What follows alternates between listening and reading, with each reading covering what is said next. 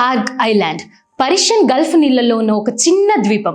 ఇరాన్కు కేవలం ఒక భూభాగం కాదు, ఇది ఆ దేశం యొక్క ఫైనాన్షియల్ హార్ట్ బీట్. ఇరాన్ అమ్మే చమురులో 90% ఇక్కడ నుంచే బయటకు వెళ్తుంది. కానీ ఇప్పుడు డొనాల్డ్ ట్రంప్ వెనకకి తగ్గలేదు. ఆయన ఒక ఆర్డర్తో ఆకాశం నుంచి బాంబుల వర్షం కురిసింది. ట్రంప్ మాస్టర్ ప్లాన్ ఒకటే, ఇరాన్ ఆర్థిక వెన్నుముకని విరగొట్టాలి. Break the economy, win the war.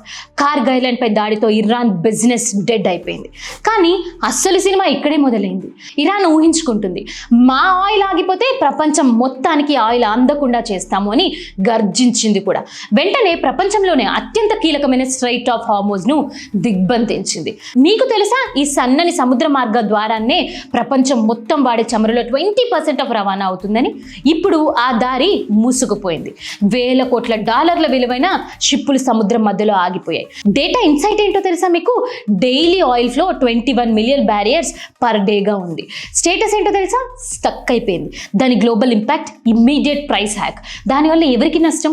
సామాన్య ప్రజలకి నష్టం. ఇది ఎక్కడో వేల కిలోమీటర్ల దూరంలో జరుగుతున్న యుద్ధం అని లైట్ తీసుకుంటే కష్టం. ఎందుకంటే భారత్ తన అవసరాలకి కావాల్సిన క్రూడ్ ఆయిల్ కోసం 80% పైగా వేరే దేశాలపైనే ఆధారపడి ఉంటుంది. అందులో మేజర్ షేర్ ఈ రూట్ నుంచే రావాలి.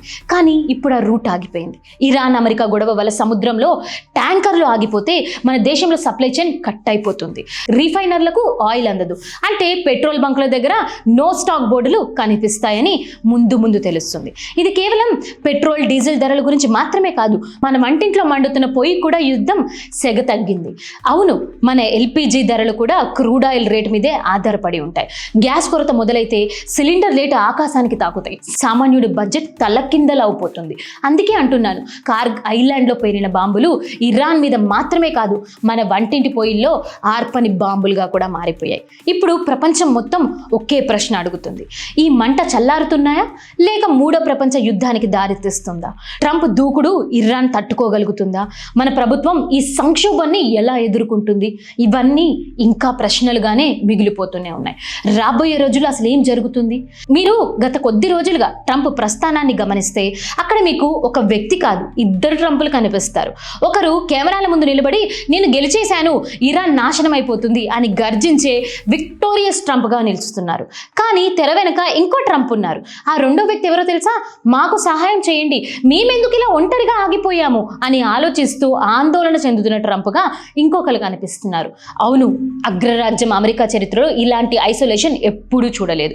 కార్గ్ ఐలాండ్ పై బాంబులు వేయడం ఈజీనే, కానీ ఆ తర్వాత వచ్చిన పరిణామాలు ఒంటరిగా ఎదుర్కోవడం మాత్రం నరకంగా ట్రంప్ అనుభవిస్తున్నారు. నిన్నటి వరకు బ్రిటన్ ప్రధాని అంటే ట్రంప్ కు అస్సలు పట్టేది కాదు.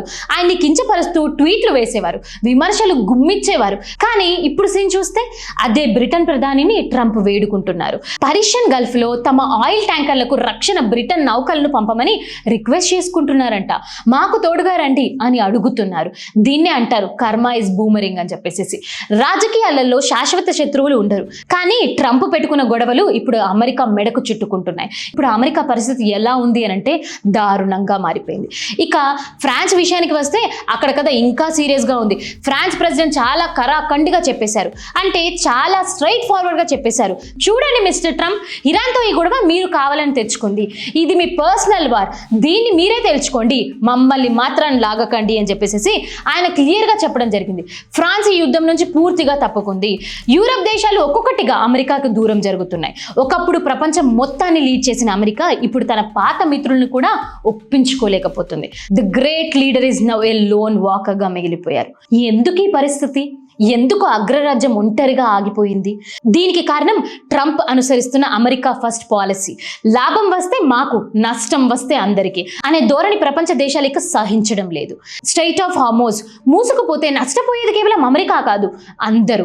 కానీ అమెరికా తీసుకున్న ఏకపక్ష నిర్ణయం వల్ల ఇప్పుడు ఆ దేశం ఒక జియో పొలిటికల్ ఐలాండ్ గా మారిపోతుంది. ప్రపంచ పోలీస్ గా పేర్కొన్న అమెరికాకు ఇప్పుడు ఒక చిన్న తోడు కూడా దొరకడం లేదు. ఇది ఇప్పుడు పరిస్థితి. లేదా మిత్రులు లేని యుద్ధం ఎంత ప్రమాదకరమో చరిత్ర చెబుతుంది. ట్రంప్ తన అహంకారంతో అమెరికాను ప్రపంచానికి దూరం చేశారు. మీరేమనుకుంటున్నారు? లేదా ఇది కేవలం ఒక తాత్కాలిక సెట్ బ్యాక్ మాత్రమేనా? అసలు ట్రంప్ ఏం ఆలోచిస్తున్నారు? అమెరికా పరిస్థితి ఏంటి? ఎలా మారబోతుంది? మీకేమనిపిస్తుంది? కానీ అస్సలు ట్విస్ట్ ఇక్కడే ఉంది. అమెరికా ఇలా బలహీనపడుతుంటే ఒక్క దేశం మాత్రం చాలా బిందాస్గా ఉంది. దేనికోసం చూస్తుంది చైనా? అసలు ఏం చేయాలనుకుంటుంది చైనా? అసలు రష్యా ప్లాన్ ఏంటి? ఇది ఎలాంటి మార్పులకి తీసుకొస్తుంది, ఎక్కడికి చేరుతుందో ఎవ్వరికీ అర్థం కాని ప్రశ్నగా మారిపోతుంది. ఇప్పటి వరకు యుద్ధం అంటే ఇరాన్ అమెరికా మధ్య అనుకున్నాము, కానీ ఇప్పుడు అది గల్ఫ్ దేశాల గుమ్మం తొక్కింది. యుఏఈలోని రాస్ అల్ ఖమీ నుంచి అమెరికా మిసైల్స్ లాంచ్ అయ్యాయని ఇరాన్ ఇంటెలిజెన్సీ గుర్తించింది. అంటే అమెరికాకు ఆశ్రయం ఇచ్చినందుకు యుఏఈ ఇప్పుడు టార్గెట్ అయింది. దాని ఫలితం ప్రపంచానికి గ్లామర్ హబ్ అయిన దుబాయ్ సెంట్రల్ డిస్ట్రిక్ట్ భారీ పేలిళ్ళు, టూరిస్టులతో కిలకిల్లాడే ఆ రోడ్లు ఇప్పుడు రణరంగంగా మారిపోయాయి.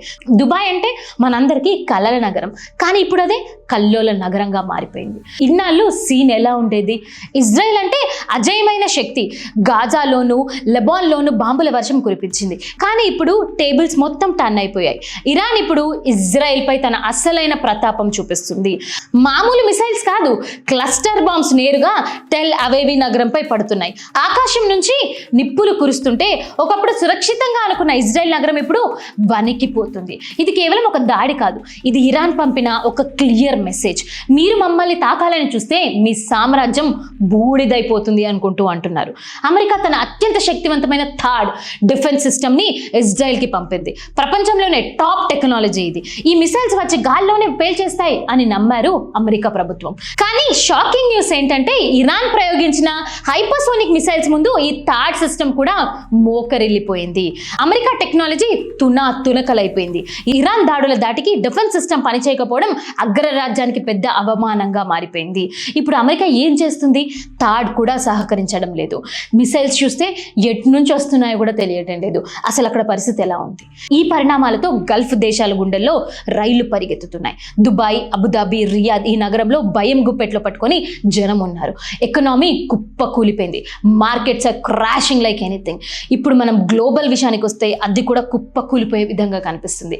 గ్లోబల్ ఇన్వెస్టర్స్ భయంతో తమ పెట్టుబడులను వెనక్కి తీసుకుంటున్నారు. చెమరు బావుల దగ్గర భద్రత పెంచుతున్నారు. కానీ ఇరాన్ మిసైల్స్ ఎటు నుంచి వస్తున్నాయో ఎవ్వరికీ తెలియడం లేదు. గల్ఫ్ దేశాల సంపద వైభవం ఇప్పుడు ఈ యుద్ధం వల్ల ప్రమాదంలో పడిపోయాయి. యుద్ధం ఇప్పుడు కంట్రోల్ తప్పింది. అమెరికా పంపిన డిఫెన్స్ ఫెయిల్ అయింది. మిత్ర దేశాల టార్గెట్ అయ్యాయి. ఇది కేవలం గల్ఫ్ సమస్య కాదు, ఇది గ్లోబల్ డిజాస్టర్ గా మారిపోయింది. అయితే ఈ గందరగోళం మధ్య భారతదేశం ఏం చేస్తుంది? మోదీ ప్రభుత్వం తీసుకున్న ఈ సంచలన నిర్ణయం ఏమిటి? భారతీయుల భద్రత పరిస్థితి ఏంటో ఇక ముందు ముందు తెలుసుకుందాం. సోషల్ మీడియాలో ఇప్పుడు ఒక్కటే చర్చ, ఒక్కటే హ్యాష్ ట్యాగ్ ఏంటో తెలుసా? నెతన్యాహు ఎక్కడ? ఇజ్రాయెల్ అంటేనే గర్జించే సింహం లాంటి నాయకత్వం. అలాంటిది దేశంపై క్లస్టర్ బాంబులు పడుతుంటే చరిత్రలో ఎన్నడూ లేనంతగా నెతన్యాహు ఇన్ని రోజులు ప్రజల ముందుకి రాకపోవడం వెనుక ఏదో పెద్ద మిస్టరీనే ఉంది. అయితే ఆయన ప్రాణాలతోనే ఉన్నారా? అసలు ఉన్నారా లేదా? లేక ఇరాన్ మిసైల్ దాటికి భయపడి భూమికి 100 అడుగుల లోతులో ఉన్న బంకర్లలో దాక్కున్నారా? అసలు ఏం జరుగుతుంది? ఈ సైలెన్స్ వెనక ఒక పెద్ద తుఫాన్ దాగి ఉందనేది మాత్రం వాస్తవంగా కనిపిస్తుంది. యుద్ధం ఆపాలంటే ఇరాన్ పెట్టిన కండిషన్స్ వింటే అమెరికా మైండ్ బ్లాక్ అయిపోయింది. ఇది సాదాసీదా షరతులు కావు, అవి అమెరికాకి ఒక డెత్ వారెంట్లా మిగిలిపోయాయి. ఇరాన్ డిమాండ్ ఏంటో తెలుసా? Exit strategy. మిడిల్ ఈస్ట్ నుంచి అమెరికా సైన్యం పూర్తిగా మూటామూలా సర్దుకొని వెళ్ళిపోవాలి అని చెప్పడం జరిగింది. రెండో చూస్తే వార్ రెపకాషన్స్. ఈ యుద్ధం వల్ల జరిగిన ఆస్తి ప్రాణ నష్టానికి అమెరికా $1,000 కోట్ల జరిమానా చెల్లించాలి అన్నారు. ఇది ఒప్పుకోవడం అంటే అమెరికా తన చేతులతో తన ఆత్మహత్య చేసుకోవడం లాంటిదే. అందుకే ఇప్పుడు చర్చల దారిని ముగిసిపోయి ఇప్పుడు యుద్ధ దారి తెలుసుకుంటుందా అనేదే ఇక ముందు మనం తెలుసుకోవాల్సింది. ఇక్కడే అస్సలు డ్రామా మొదలవుతుంది. చర్చలు విఫలమైతే మిగిలిన ఆపరేషన్ ఏంటి? The nuclear option. Donald Trump పిచ్చివాడు కాకపోవచ్చు, కానీ వ్యాపారవేత్తగా ఆయనకి తెలిసిన వివరాలు ఎవ్వరికీ తెలియదు. ఈ యుద్ధం సాగితే అమెరికా దివాలా తీస్తుందని చెప్పి ఇప్పటికే ఆయనకి చాలా వరకు క్లారిటీ వచ్చేసి ఉండింది. కానీ ఇజ్రాయెల్ ఆలోచన వేరేలా ఉంది. తమ ఉనికికి ప్రమాదం చేస్తే అణుబాంబులు వాడడానికి కూడా వెనకాడము అని చెప్పేసి ఇజ్రాయెల్ పరోక్షంగా హెచ్చరిస్తుంది. లోకం వణికిపోతుంది. ఒకవేళ అణుయుద్ధం మొదలైతే అది కేవలం ఇరాన్ ఇజ్రాయెల్ ముగింపు కాదు, అది మానవతా జాతి అంతానికి ఆరంభం అవుతుంది.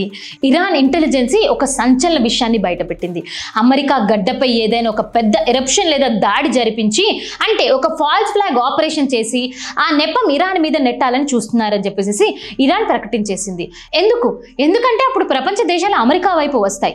ఇరాన్ మీద అణుదాడి చేయడానికి అమెరికాకు ఒక సాకు దొరుకుతుంది. ఇది నిజంగానే కుట్రనా లేక ఇరాన్ ఆడుతున్న ఒక మైండ్ గేమా అనేది ఇప్పటికి కూడా మనకి తెలియని విషయం. ఫాల్స్ ఫ్లాగ్ ఆపరేషన్ జరుగుతుందా? మీరేమనుకుంటున్నారు?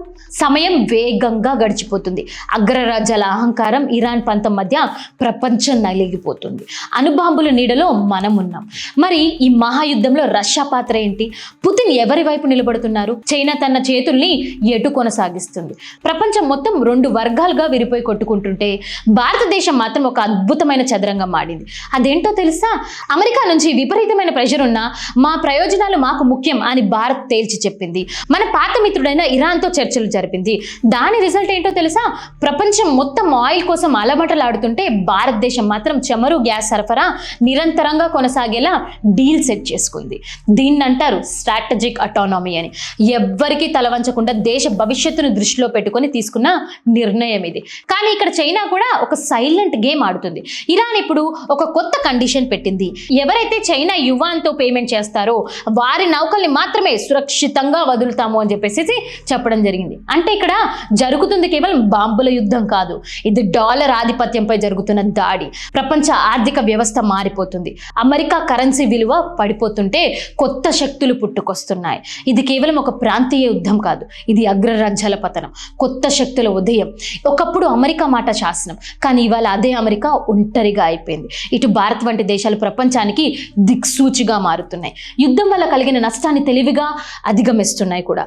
తన ఉనికిని చాటుకుంటుంది మన దేశం. ఎక్కడో జరుగుతున్న యుద్ధం మన వంటింట్లోకి ఎలా వస్తుందో, అంతర్జాతీయ రాజకీయాలు మన జేబులో ఎలా ఖాళీ చేస్తాయో మీకు వివరించడమే మా యొక్క మెయిన్ లక్ష్యం. భారత్ ఆవాజ్ ఇలాంటి మరిన్ని వీడియోస్తో మీతోనే ఉంటుంది. చూస్తూనే ఉండండి భారత్ ఆవాజ్. జై హింద్.